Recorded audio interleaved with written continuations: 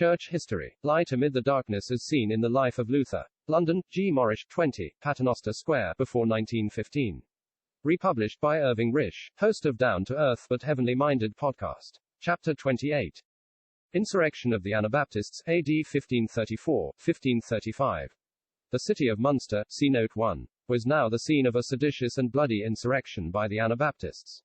Bernard Rotman and John of Leyden, see Note 2, were the leaders. Rotman had begun to work in Munster as an evangelist. If he was then an Anabaptist, he was one secretly. But he was so successful in arousing the people that numbers rallied round him, and even the magistrates professed to believe in what he preached. The Senate passed a sentence that the churches were to be for these preachers. The Catholics were alarmed and retired to a village nearby, and appealed to the bishop for help. This help was sent, and they prepared to attack the town. They deemed it best to send a messenger first with a demand to the Senate that the churches should be restored. Note 1. Munster is the capital of a province of the same name, and is situated on both sides of the small river Aar in Westphalia, Prussia.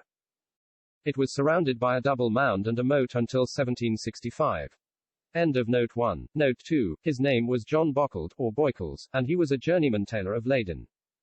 But he was better known as John of Leyden. End of Note 2. The Senate detained the messenger, and in the night a body from the town of nearly 1,000 surrounded the village and compelled the Catholics to come to terms, which were that 6 churches should be given up to the preachers, and many of the ancient rites were to be abolished as superstitions. We feel sure Luther would never have sanctioned such a step. His doctrine was that we must not take the law into our own hands.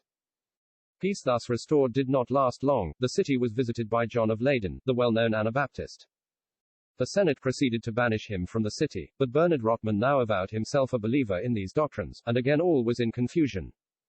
The true reformers, however, opposed him too, and it was hoped peace would be restored, but those who were banished had not left the town but lay hidden among their friends.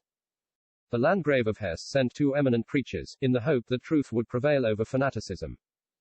These challenged the Anabaptists to prove the doctrines by Scripture, but they much preferred talking of visions and revelations apart from Scripture, a true proof of their not being of God. The Anabaptists worked secretly till many were won to their side, when they made an open attack upon the others. They also sent to the villages around begging all to flock to Munster, and by this means they became almost entire masters of the town. Certain men, said to be prophets, were under the guidance. They appointed a senate of their own, with a new form of government. The first order they made was that those who had money and property were to bring it to one place, there to be disposed of according to the decision of the prophets. John of Leyden pretended to fall into a trance and to have a revelation. In this revelation he declared he had orders to alter the law of marriage, and now every Christian might have as many wives as he pleased. John immediately married 3 wives, and others followed his example. This was opposed by many, but the fanatics carried everything before them. Being masters of the city, they put to death those who sought to oppose them. A new prophet arose, who had also had a revelation, in which John of Leyden was to be king of all the earth, and he should go forth with an army to destroy all who refused to receive the new gospel. John of Leyden said that he also had had a similar revelation, but that he had hesitated to speak of it lest he should be thought to claim such a dignity by his own testimony only. The people were filled with wonder at the tidings of such a double revelation. John was no sooner proclaimed king than he put down the other rulers of the city, and sat on a throne in an open part of the city, dressed in splendid robes, and wearing a crown of gold, surrounded by his officers ready to judge any cases needing to be judged. A Bible was carried on one side of him and a naked sword on the other. He had money coined with his own image, and in all ways carried himself as king. The Bishop of Munster collected an army and besieged the town, but such was the strength of its fortifications that they could not take it. The surrounding states took up the matter and made an order for 3,000 infantry, and 300 horse. These were slow in being sent, but those who were mustered surrounded the town and it became threatened by famine, yet nothing could damp the ardor of the Anabaptists. One day John made a solemn assembly by sound of trumpet. About 4,000 attended near the cathedral, for whom a meal had been provided. At the close of this, John passed through the ranks giving bread to the people, saying, "Take, eat, and declare the death of the Lord." He was followed by the queen who carried the wine. Thus did these wicked people profanely pretend to take the Lord's Supper.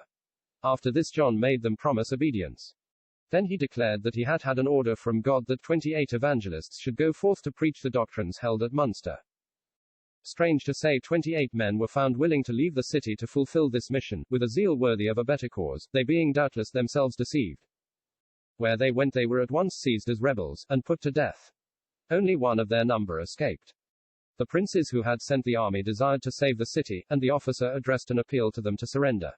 Many would gladly have done so, but John watched everything narrowly and prevented its being carried out. He declared that Easter was approaching, and then their trials would be ended, and their efforts be crowned by victory. In the meantime, the famine sorely increased, attended by disease and sickness. One historian relates that they hunted for, and devoured, all the rats they could catch, and then they turned cannibals and ate those who died from famine, and even killed some of the children and ate them. Every day added to the deaths, though John himself still lived in plenty. One of his wives sympathized with the starving people, and ventured to question if he was right in living in plenty while others were starving. She was summoned into his presence, along with his other wives. They were warned not to be guilty of a similar indiscretion, and to strike terror into all. He had her kneel before him, and with his own hand he struck off the head of the blasphemer, as he called her. Singing and dancing followed the execution. Thus these fanatics became a disgrace to our common humanity. It was not till April, 1535, when the city had been in the hands of the rebels over 12 months, that any real efforts were made to take the city.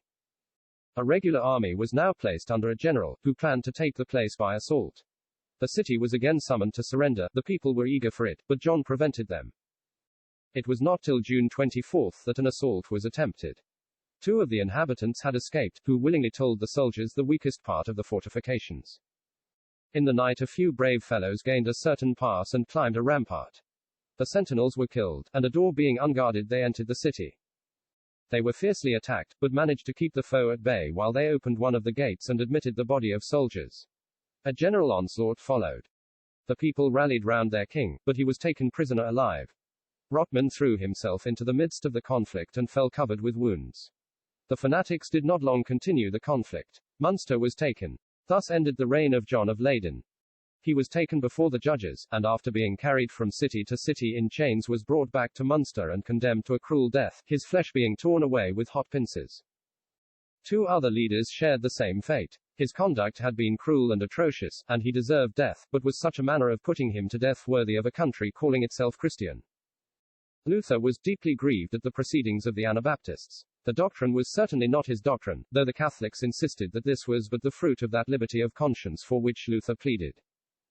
None were louder than Luther in condemning the Anabaptists, both in their doctrine and in their seditious practices.